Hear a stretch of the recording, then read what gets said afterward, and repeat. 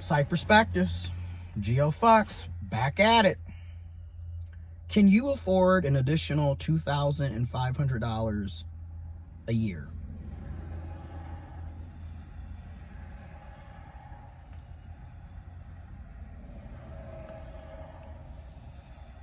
That is the question that I have asked everybody.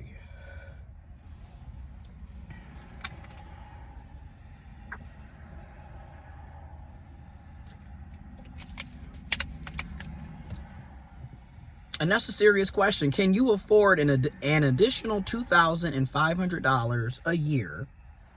Because on everyday goods, services, products that you purchase and buy on a consistent or occasional basis will likely cost your average American household an additional $2,500. And that's just with a 10% tariff.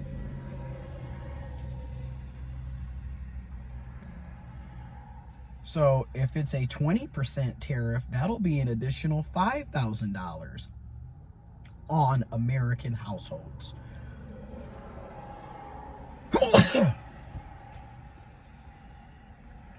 If it's a 40% tariff, that'll be an additional what?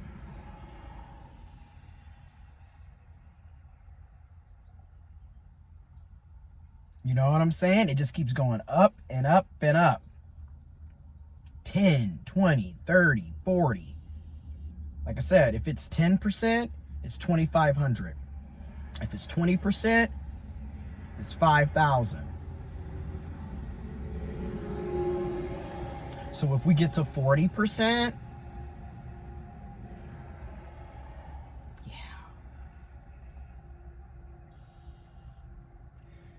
A lot of us cannot afford that.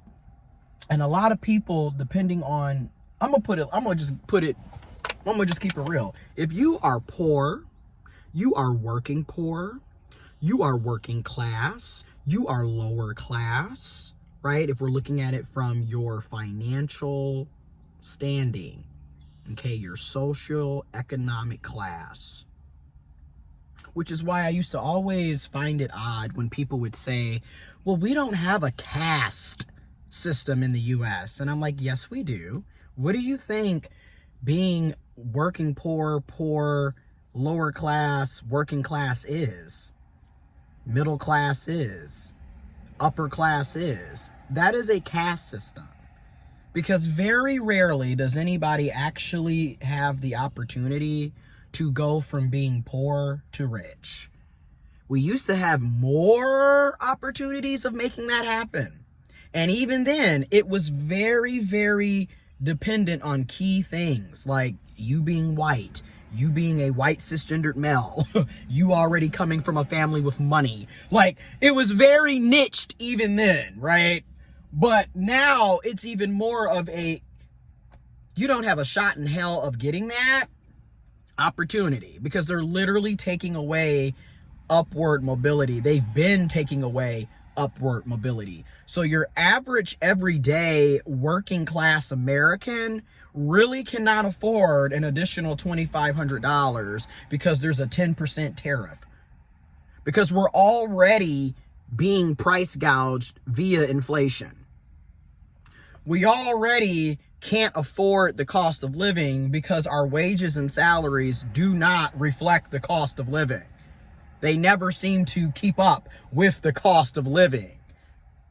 So if you're already struggling and then they hit you with a 10% tariff, thus an additional $2,500 on everyday goods and services and products that most people are using, that's going to be a catastrophe. It's already a catastrophe. So that's my whole point. I'm trying to break it down. Think about it this way.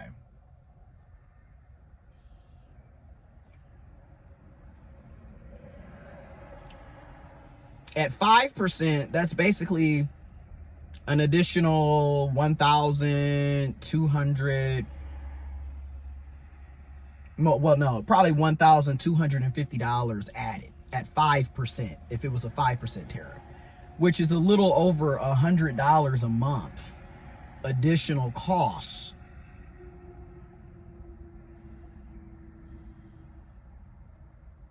So at $2,500,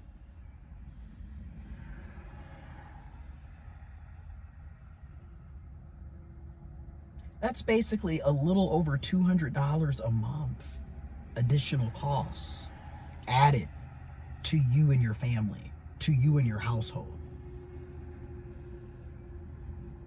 to your friends, to your neighbors, to your colleagues, to the people in your community.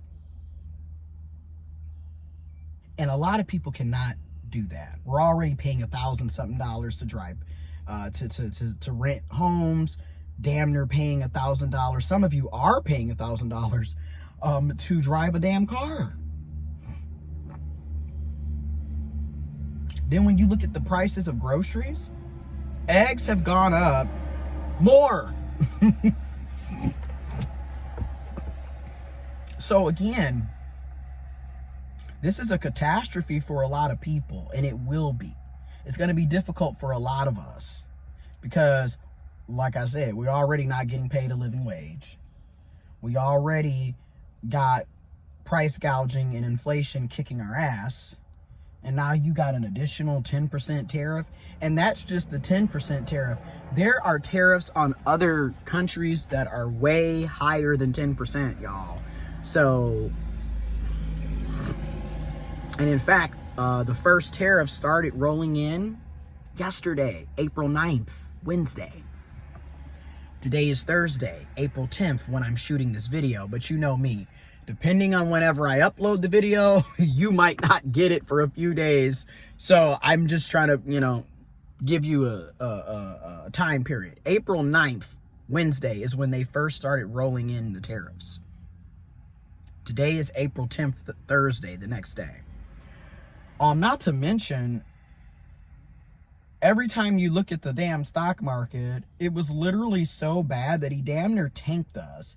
And he's also focusing on pretty much destroying the value of the dollar, of the American dollar. Which, if we're going to be honest, the value of the American dollar has been depleting for decades. Again, I'm always talking to you all about the U.S. Bureau of Labor Statistics. And if you go on that website, again, information is in the description box below. If you go on their website and you use their CPI inflation calculator, their Consumer Price Index inflation calculator, you will literally see in real time how the American dollar has been decreasing for decades.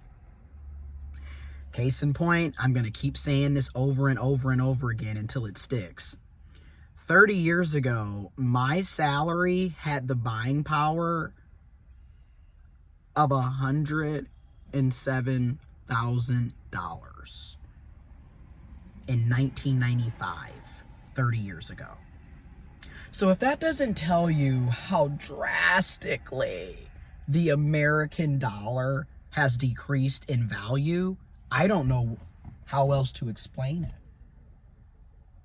Because in 1995, if you were making my salary, you were upper middle class. Hell, you were pretty much a part of the 1% at that point. Because, what the hell? Can you imagine making that in 1995?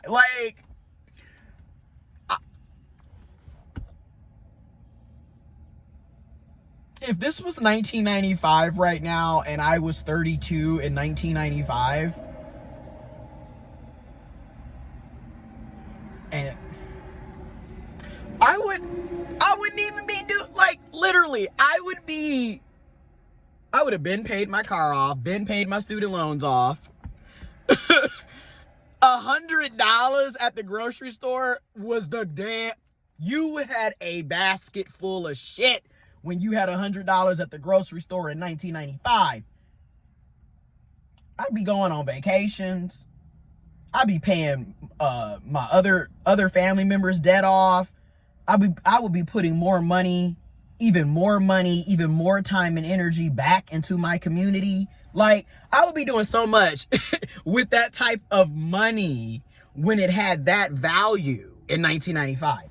Where today, my salary is a joke.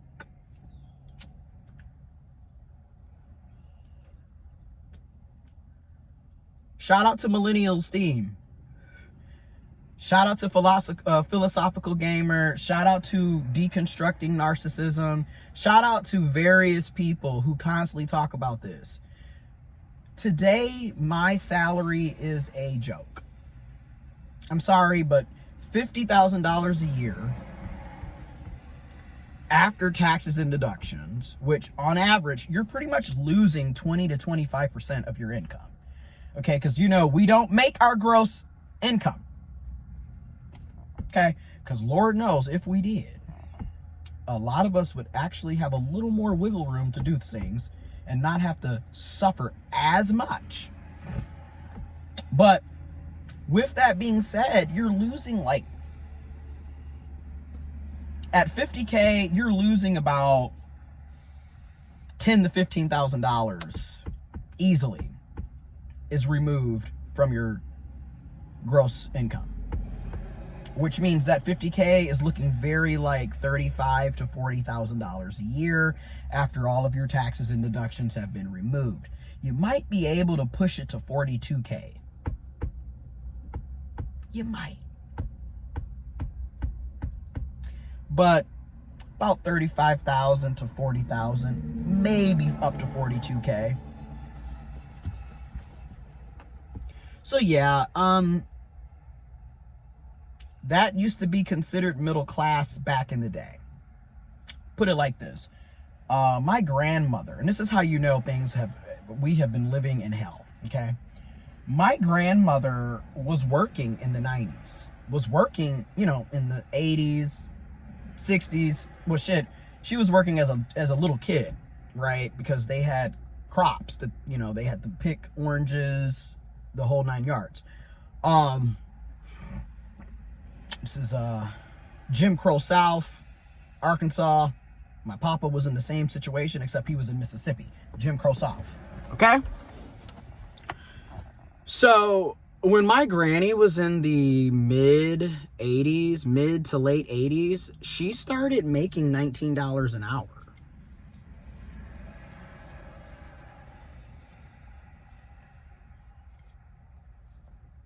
Which is why when you see people offering $19 an hour in 2025, it really is pathetic and a slap in the face.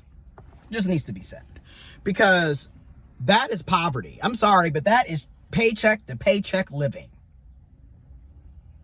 However, in 1995, for example, $19 an hour, which comes out to a little over $36,000 a year before taxes and deductions. In 1995, 30 years ago, that little over $36,000 today had the buying power of $77,000 plus a year. Can you imagine, $19 an hour having the buying power of $77,000 plus a year? Child. So you got to think about it. In the 80s, in the mid to late 80s, that $19 had even more buying power. So I look back, no wonder our grandparents could buy houses, build houses, take their kids on freaking elaborate vacations every year to Disney World. Hello, look at the money they were making. And the value of the American dollar at that time was so high that they could do so much with it. Where today, you're making $19 an hour, and that's a little over $36,000 a year before taxes and deductions, and you're struggling. It's hard out here. You're living check to check. Okay, you need a full-time, part-time side hustle. Or you need like 2 to 4 roommates, so you can cut those bills, you know, 3 ways, 4 ways, 5 ways. It is not the same. That's my point. It is strictly just not the same. So when people talk about the American dollar, I'm always like, it's been decreasing for decades. The value of it has been decreasing for decades. Because like I said, had I had the salary that I have right now, 30 years ago, my life would be completely different from a financial economic standpoint. I would have had the buying power of over 6 figures in 1995 when you didn't need that to have a decent life. Now you need 6 figures just to survive correctly, just to be a little over surviving, right? And again, even in that situation, it really depends on location and also like your personal dynamics, right? Like if you're a single person with no kids living in a place like Michigan or Ohio or Wisconsin or Indiana, yes, $100,000 a year, you know, $107,000 a year, for example, you do good. You'll do fine. But if you're living in like New York, Chicago, California, Florida, you're fucked. Because the price of living is the cost of living is even higher in those areas. So you see what I'm saying? Or if you have children, you have people that are dependent upon your income and it isn't just about you, you're fucked. Now think about it. When we sitting up making 50K and we got kids or we got dependents and we got other people who depend on us financially, then you wonder why everybody is angry, pissed off, on edge, frustrated, tired, burnt out, exhausted. It's crazy out here. More information, as always, is in the description box below. But those 10% tariffs, an extra $2,500 a year. So basically an extra $200, a little over $200, basically a month. Tell me where you can find that, because a lot of people already don't have that.